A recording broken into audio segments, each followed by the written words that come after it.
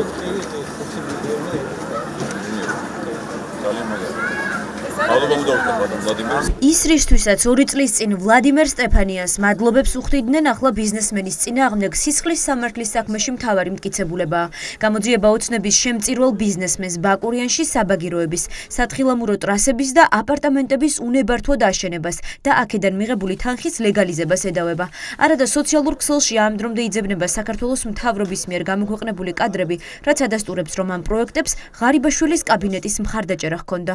2 წლის წინ, როდესაც გახსნა კონკრეტული საბაგირო, მთავრობის წარმომადგენლები იყვნენ ჩასულები და თუ ეს უკანონო იყო ეს მშენებლობები, ამ შემთხვევაში კითხვები მასთან არ გასჩენიათ ამ დროის განმავლობაში, ანუ მხოლოდ ახლა პირველად დაიბარეს გამოკითხვაზე დაკავებამდე?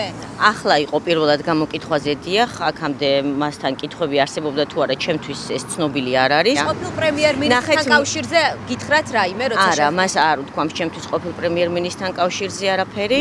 დიდი ოდენობით უკანონო შემოსავლის ლეგალიზებაში უკვე ოფიციალურად ბრალდებულ ღარიბაშვილთან ერთად კადრებში ჩანს ასევე კორუფციის ბრალდებით დაკავებული კიდევ ერთი ყოფილი ჩინოვნიკი. რომეო მიქაუტაძე ამ დროს ეკონომიკის მინისტრის მოადგილის თანამდებობას იკავებდა და ბაკურიანში მინისტრთან და სახელმწიფო დაცვის სამსახურის შეფთან ერთად სწორედ იმ ბიზნესმენის პროექტის დასათვალიერებლად ჩავიდა, ვისაც ახლა 15 წლიანი მუხრით ასამართლებენ. უხეშად არღვევდა როგორც დაბა ბაკურიანის განაშენიანების გენერალური გეგმით დადგენილ, ასევე შესაბამისი სამსახურიდან მიღებულ მშენებლობის სანებართო პირობებს.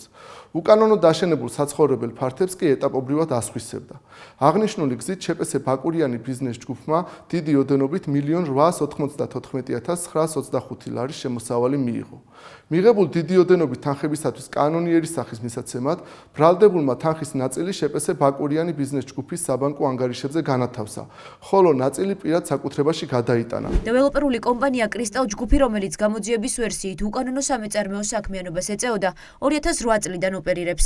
მისი 100%-იანი წილის მფლობელი ვლადიმერ სტეფანიანია. სამეწარმეო რეესტრის თანახმად სტეფანიანის სახელზე სხვა ბიზნესებიც ფიქსირდება. მათ შორის არის ЧპС ბუენოს-აირესი, სადაც 27%-იანი წილს Silk Road ჯგუფის დამფუძნებელი გიორგი რამიშვილიც ფლობს.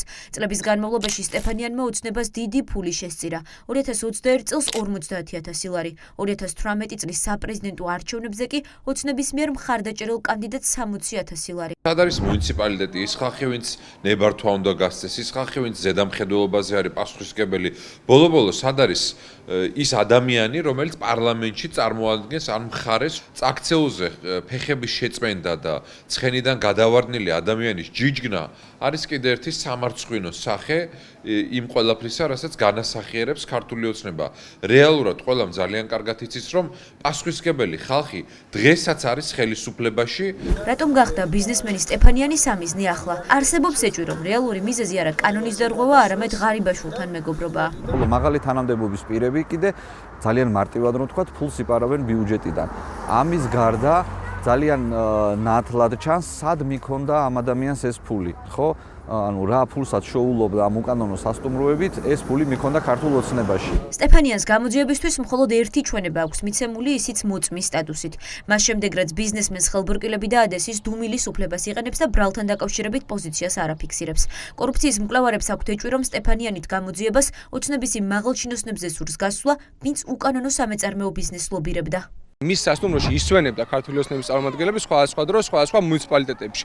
და ეხლა უბრალოდ რა თქმა უნდა ეს შიდაკლანური ომის გამოვლენა არის, რომ ეს კაცი დააკავეს და როგორც ჩანს ის ღარიბაშვილის გარემოცვას უფრო მეტად ეკუთვნის და ამის გამო ციხეში გაუშვეს, თორე ის იყო ქართული ოცნების ორგანული და განუყოფელი ნაწილი და მათ შორის მოქმედი დეპუტატის, მილიონერი დეპუტატის გოჩა ენუქიძის ბიზნეს პარტნიორი იყო და გოჩა ენუქიძე ისევე არის დასაკავებელი რეალურად იმ ბრალდებით, რითაც დააკავეს სხვა ჩინოვნიკები, როგორც ასე ვთქვათ, ღარიბაშვილი ბურჭულაძე და სხვები, მაგრამ ნუ რა თქმა უნდა შერჩევითი მიდგომა არის ამ შემთხვევაში და კორუფციასთან ბრძოლას ამას არანაირი კავშირი არ აქვს. პროკურატურა დაკავებული ბიზნესმენისთვის აღკვეთის ღონისძიებად პატიმრობას ითხოვს. დანაშაულის დამტკიცების შემთხვევაში კი 15 წლამდე პატიმრობა ემუქრება. მთავარი ინტრიგად რჩება ალაპარაკდება თუ არა ვლადიმერ სტეფანიანის სასჯელის შემსუბუქების მიზნით და დაადებს თუ არა ხელს ოცნების რომელიმე მაღალჩინოსანს.